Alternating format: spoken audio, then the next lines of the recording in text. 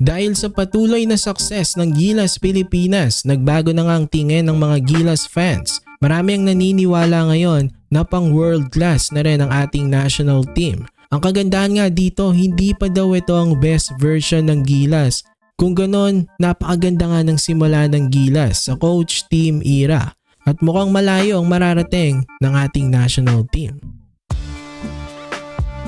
So kung fan ka ng Gilas Pilipinas, masayang masaya ka siguro ngayon dahil maganda nga ang ipinapakita nila. Nakaka-excite na makita ang mga susunod na gagawin ng Gilas Pilipinas sa mga susunod na FIBA tournaments. Mukhang promising naman kasi talaga ang Gilas ngayon. Ayon nga kay Coach Team, wala nga silang ibang hinahangad ngayon kung hindi ang manalo lang at maging better team. Kaya nga nang siyang maging head coach ng national team, nag-set na siya agad ng mga goals para sa Gilas. Unang-unang plano ni Coach Team ay magkaroon ng permanent Gilas squad. Yung hindi pa palit-palit dahil masisira nga ang chemistry kapag ganon.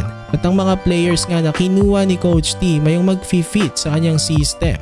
Kaya naman ng first tournament niya sa Asian Games, kampiyon agad ang Gilas Pilipinas. Hindi pa nga ito yung best lineup natin. Pero walang daylan-daylan kay Coach Team at nagawa niya pa rin ang paraan nito.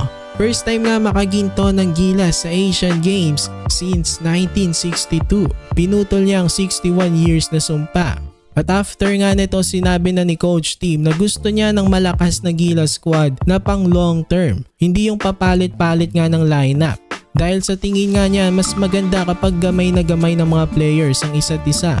At ayun nga, sumabak ang Gilas sa OQT na wala masyadong expectation sa kanila.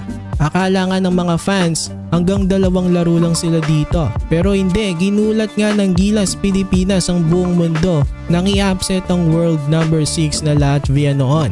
History ulit ang Gilas dito dahil first time nga nating makatalo ng isang European team sa isang official FIBA competition since 1960.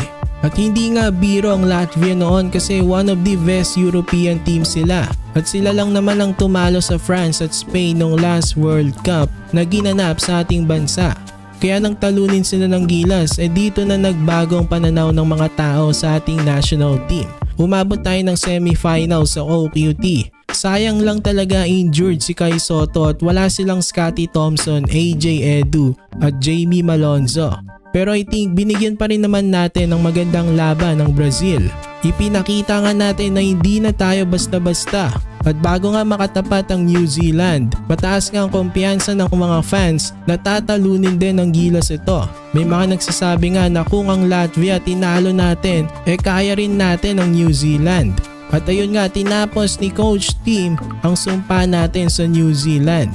Sunod-sunod nga na tinapos ng Gilas ngayon ang mga sumpa sa FIBA. At ngayon walang ibang ini-aim ang Gilas kung hindi kunin ng ginto ng FIBA Asia Cup. At ito nga ang pinakamagandang abutin ng Gilas ngayon dahil matagal na nga tayo hindi nakakapagginto dito sa FIBA Asia Cup.